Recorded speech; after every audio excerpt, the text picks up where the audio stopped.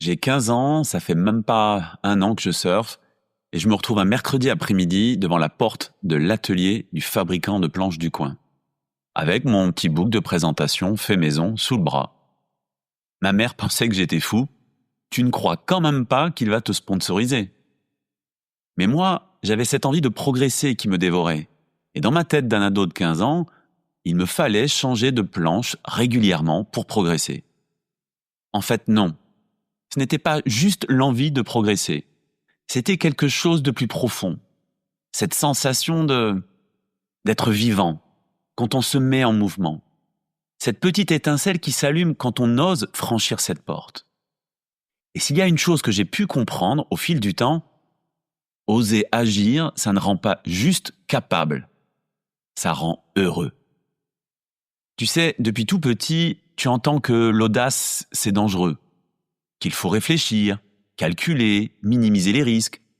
Partout autour de toi, ça résonne. Oser, c'est la possibilité d'échouer.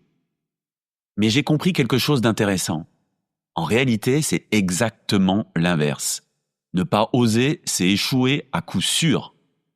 Non pas échouer à obtenir quelque chose, échouer à être soi. Parce que tu vois, ce mercredi-là, chez le shaper, j'aurais pu entendre un non. J'étais surtout prêt à l'entendre. Mais j'ai entendu un oui. Et ce oui, il n'existait que parce que j'avais osé poser la question. Mais le vrai bonheur, il n'était pas dans ce oui.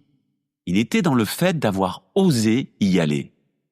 Quelques années plus tard, j'ai découvert le béton ciré lors d'un stage. 3 semaines après, je faisais un stage de perfectionnement.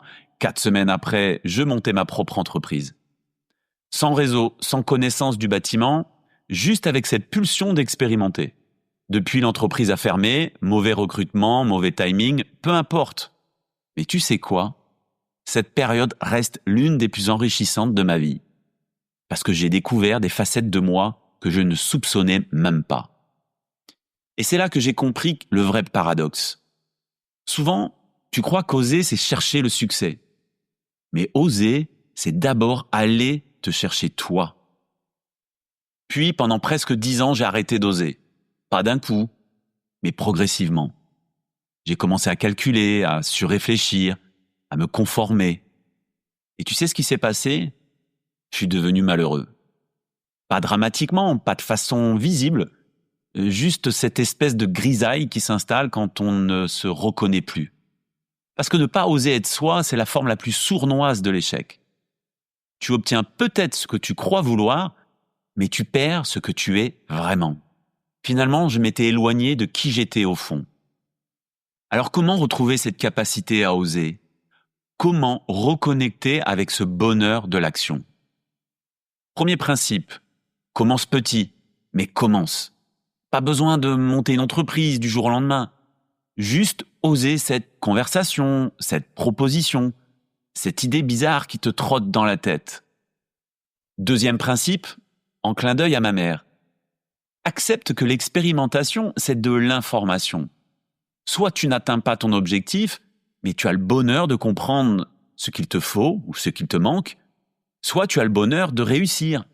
Dans les deux cas, tu avances. Enfin, troisième principe, le bonheur d'oser, il est dans le mouvement, pas dans le résultat. Cette sensation de se mettre en marche, de sortir de sa zone de confort. C'est ça qui nous rend vivants. Alors quel est le piège à éviter ? Croire qu'il faut être sûr avant d'oser. La vérité, c'est que tu deviens sûr en osant. Ce mercredi-là, avec mon book sous le bras, je n'étais sûr de rien. Juste animé par cette envie d'expérimenter, de me mettre en mouvement. Aujourd'hui, je sais que cette pulsion, c'était déjà du bonheur. Le bonheur de se dire « et si j'essayais ?» Le bonheur de se mettre en marche vers soi. Alors ma question pour toi, c'est qu'est-ce que tu n'oses pas qui pourrait te rendre heureux ? Pas nécessairement te faire réussir, mais te rendre heureux. Parce que oser agir, ça ne garantit pas le succès.